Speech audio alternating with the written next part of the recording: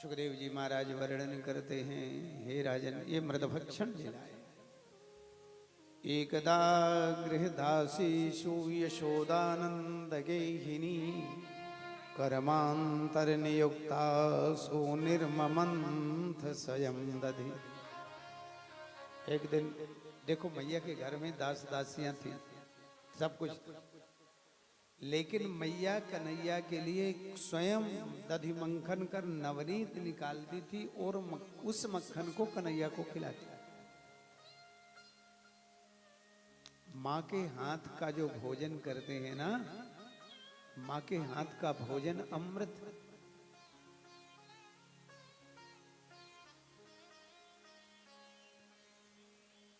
घर वालों के हाथ का भोजन भोजन, और नौकर चाकर के हाथ का भोजन खाना। खाना हो तो खाओ, ना खाना हो ना खाओ। पूछ लेंगे एक बार नौकर चाकर की भोजन करना, आपने मना करे पत्नी तो फिर भी कहेगी नहीं है भूख तो भी थोड़ी बहुत खा लीजिए। लेकिन नौकर चाकर आपकी क्यों खुशामद करे? खाना हो तो खाइए, ना खाना हो तो ना खाइए। माँ के हाथ का भोजन अमृत, पत्नी परिवार के हाथ का भोजन और नौकर चाकर के हाथ का भोजन खाना।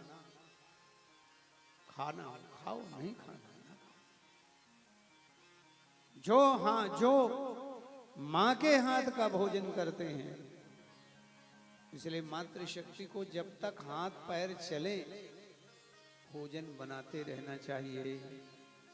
शरीर जब तक चले भोजन, भले सासू भले बहू कहे आप न बनाओ, भले घर में नौकर चाकर हो न बनाओ, लेकिन फिर भी भोजन बनाओ।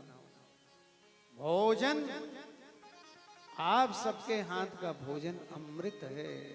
अन्नपूर्णा की कृपा आप लोगों के हाथ में है, नौकर चाकर के हाथ से थोड़ी। आपके हाथ में जो बरकत होगी नौकर चाकर के हाथ में थोड़ी होगी। इसलिए भोजन सदा सर्वदा जो है, सदैव इस बात का ध्यान रखो कि भोजन घर में अपनी रसोई को बड़ी पवित्रता से रखो। ध्यान से सुनो तो देवियों, आप लोग तो सुन रहे हो कि गिने चुने पुरुष वर्ग 2 4 6 लोग हैं, बाकी तो जो कुछ भी हो आप लोग रसोई को सदैव अपने पवित्र रखो। रात्रि में रसोई जूठी नहीं छोड़ना चाहिए। जिसकी रसोई रात में जूठी छुटी रहती है, सुबह शाम अन्नपूर्णा लक्ष्मी आती हैं, नाराज होकर के चली जाती है। इसलिए जूठी रसोई नहीं होना चाहिए, जूठा फ्रिज नहीं होना चाहिए। फ्रिज में भी पवित्र भोजन रहना चाहिए, जो कुछ भी हो। इतना भोजन बने कि हमें दूसरे दिन खाने की जरूरत न पड़े, उतना ही बनाओ, लेकिन न जूठा खाओ न जूठा खिलाओ। पवित्रता का ध्यान रखो। आपके रसोई में प्रत्येक दिन भगवान का भोग लग जाए, इस प्रकार से पवित्रता रखो। घर में जब पूजा पाठ या सत्यनारायण की कथा होती है, प्रसाद बनाना होता है, नवरात्रों में जिस प्रकार से रसोई को पवित्र रखते हो, सदा सर्वदा उसी प्रकार से रसोई को पवित्र रखो, पावन रखो, और साफ सुथरी रसोई रहे और भगवान का भोजन, सब बर्तन पात्र बिल्कुल पवित्र रहें। और बड़े विशुद्ध मन से रसोई बनाओगे, उस रसोई को जो भी हो अन्न भगवान को भोग लग करके वो अमृत बन जाता है, और उसे जो पाता है, बुढ़ापे में भी मैया यशोदा अपने लल्ला के लिए प्रयास करती है। भाग्यशाली लोग होते हैं जो अपने माँ के हाथ का खाते हैं। माँ एक बार ना भी बनाए, भोजन में माँ का हाथ लग जाए तो भोजन अमृत बन जाता है। भाग्यशाली लोग पाते हैं। तो मैया यशोदा एक दिन दधिमंथन कर रही थी और नवनीत निकलने वाला था, तब तक कन्हैया आके खड़े हो गए।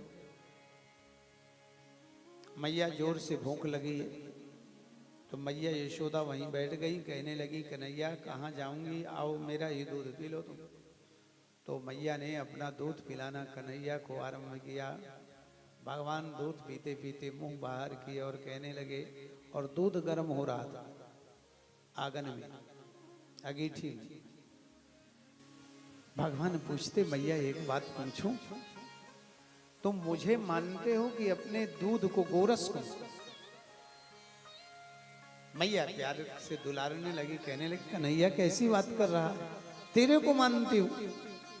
और इतना कह ही रही थी मैया कि दूध में उफान आ गया। 1 मिनट में मैया भूल गई, कन्हैया को नीचे पटका, दूध उतारने चल दिया। बाबा ने कहा देखो अभी कह रही थी तुमको मानती हूँ, 1 मिनट में धरती में पटक दिया मुझे दूध उतारने के लिए, तो चली गई। और दूध किसके लिए गर्म हो रहा था? कन्हैया के लिए तो हो रहा था गर्म। तो कन्हैया ने वहीं पर रखा था पत्थर, लोढ़ा, चटनी घिसने वाला। तब पहले सब ये साधन नहीं थे चटनी वटनी बनाने के, जो आजकल मिक्सी वगैरह हैं सब, वो सब तब नहीं थे। हाथ से ही सब बनाना पड़ता, हाथ से ही दाल पीसनी पड़ती थी, हाथ से ही। माताओं को बड़ा श्रम करना पड़ता था पहले। अब तो माताओं, पहले चक्की भी माँ को चलानी पड़ती थी। आप में से जो बूढ़ी माताएं होंगी उन्होंने पत्थर की चक्की हो सकता चलाई हो, वो चक्की से आटा निकालना पड़ता, बड़ा परिश्रम करना पड़ता। तब रोटी बनती थी, ऐसी रोटी बनती नहीं थी। और गिनती की रोटी खाने वाले तब लोग नहीं रहते थे, अच्छा खासा भोजन होता था। अब तो पूछना पड़ता है कि 1 रोटी खाओगे कि 2 रोटी खाओ, और पहले गिनती नहीं होती थी कितनी रोटी कौन खा जाए। तो माताओं को बड़ा परिश्रम करना पड़ता था। तो चटनी पीसने वाला लोढ़ा रखा था, उसी को भगवान ने उठाया और उस मटके में मारा तो मटका फूट गया, पूरा आंगन क्षीर सागर बन गया। मैया ने देखा, गोरस उतारने के बाद में, दूध उतारने के बाद में देखा कि तो कन्हैया ने आज मटके फोड़ दिए। मैया ने कहा कन्हैया ये मेरे बहुत पुराना मटका था, इसे तुमने तोड़ दिया, आज तुम्हें छोड़ने वाली नहीं हूं। बहुत गुस्सा हुई मैया, हाथ में उठाया छड़ी और कन्हैया को पकड़ने के लिए मैया दौड़ लगा रही है। घंटों लग गए लेकिन कन्हैया पकड़ में नहीं आए। भगवान ने सोचा माँ से बड़ा तो हम हो नहीं सकते, तो भगवान खड़े हो। जब भगवान खड़े हो गए तो मैया ने पकड़ लिया, रस्सी मंगाई, रस्सी आ गई रेशम की। मैया कन्हैया को बांधने लगी लेकिन 2 अंगुल छोटी पड़ जाए। कितनी रस्सी लगा दी लेकिन 2 अंगुल छोटी पड़ जाए। मैया समझ में ना आए, मैया के कि आखिर ये रस्सी 2 अंगुल छोटी की, छोटा सा कन्हैया और बड़ी बड़ी रस्सियां, लेकिन जिसमें भी बांधे वो कम। भगवान कहते मैया ऐसे थोड़ी बनता हूं मैं। सकल भुवन मध्य निर्धनास्ते धन्यः निवसति हृदि तेषां श्रीहरेर्भक्तिरेका। हरिरपि निजलोकं सर्वथा तो विहाय प्रविशति हृदि तेषां भक्ति सूत्रोपनद्धः।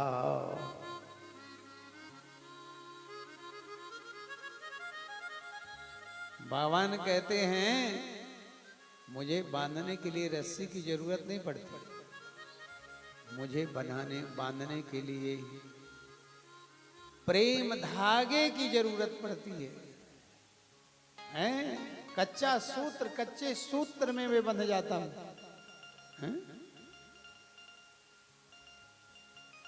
लेकिन भगवान बंध गए मैया के द्वारा। बंधे क्यों? आंगन में यमलार्जुन 2 वृक्ष हैं, कुबेर के बेटे हैं नलकूबर और मणिगिरी वसंत के श्राप से वृक्ष बने पड़े हैं, इन्हें बंधन से विमुक्त करना है।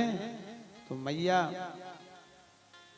रस्सी से बांध दिया है और अपने काम में लग गई। भगवान रस्सी खींचते हुए आंखें की ओर जाकर दोनों वृक्ष को स्पर्श किया।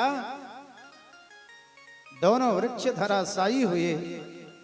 दो देव पुरुष प्रकट होकर के भगवान की सुंदर वंदना किए और भगवान के सुंदर धाम को चले गए। अर्थात भगवान ने जड़ को चैतन्य करके भगवान दिव्य धाम को, ये भगवान की दामोदर, इस प्रकार से भगवान अद्भुत लीला ब्रज में करते हैं।